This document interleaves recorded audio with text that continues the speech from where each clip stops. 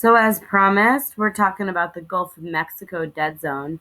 So, this is the largest hypoxic zone in the U.S.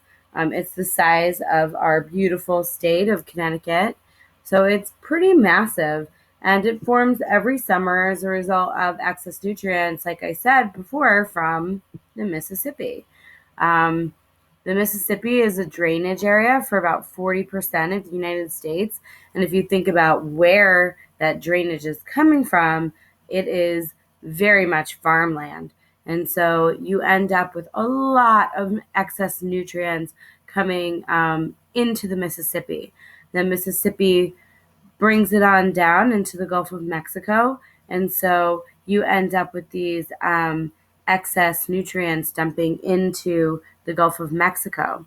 And so, as promised, the algae starts to grow and then die. And ultimately, you get a depletion of oxygen or hypoxic areas. And so, you can see here on this picture down here, right? You end up with the red areas are very low oxygen, and the green areas are higher oxygen. And so you can see these areas of very, very, very low oxygen. And so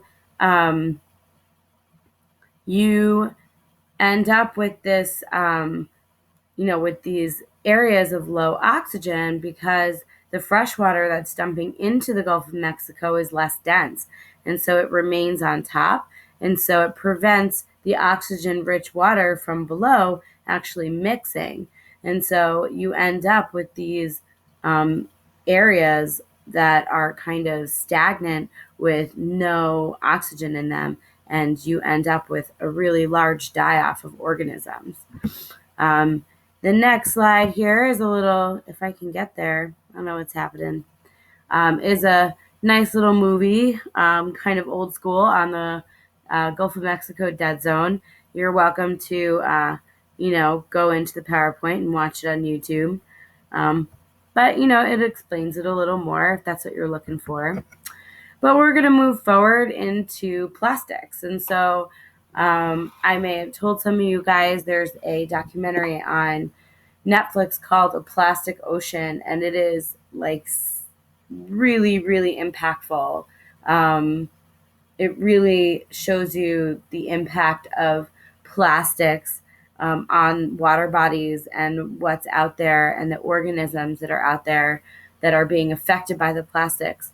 And so when plastics are improperly discarded, it ends up in waterways and oceans. So improperly discarded means, just tossed on the ground. It could mean in trash. And so if your trash goes into a landfill, it actually ultimately the bag will rip open and plastics can get blown everywhere. And so these plastics actually end up in the ocean, like I said. And so it can get stuck in these gyres that are all around in our ocean currents. So there's one in the Atlantic, one in the Pacific. And so I'd say the most famous or most infamous garbage patch of them all is the Great Pacific Garbage Patch. There is yet another documentary on Netflix about that. And also very good. And so it's not the only garbage patch out there, but when garbage gets caught in these gyres in the ocean or these currents that are kind of locked in these eddies, then the garbage gets locked in there. And because plastics take forever to break down, we see a lot of plastics in these patches. And so plastics can photodegrade, meaning that it degrades due to the sun into smaller and smaller and smaller pieces.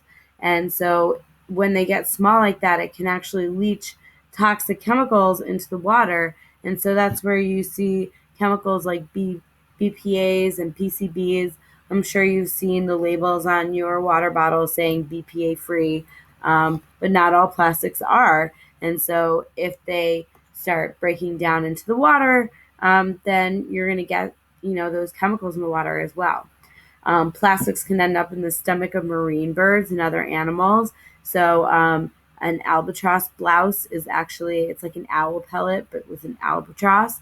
And you can really see how much plastic is in their quote unquote diet, I guess you would say.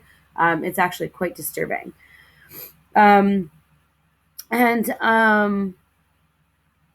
plastics can also facilitate the spread of invasive species because it acts as a raft. So these species are floating long distances and can ultimately deposit into other areas where they don't belong. And so then we end up with species that don't belong in an area with no natural predator, and they become invasive. So here's a little hyperlink on the microbead ban. I'm sure you guys have heard of it. There's some controversy with microbeads. It was actually an FRQ about microbeads and the harm that microbeads cause. But there's a little controversy on whether microbeads are bad or not. You can do some research and maybe you can decide on your own. And so here's a little video on the Great Pacific Garbage Patch. But moving on, we're looking at oil spills.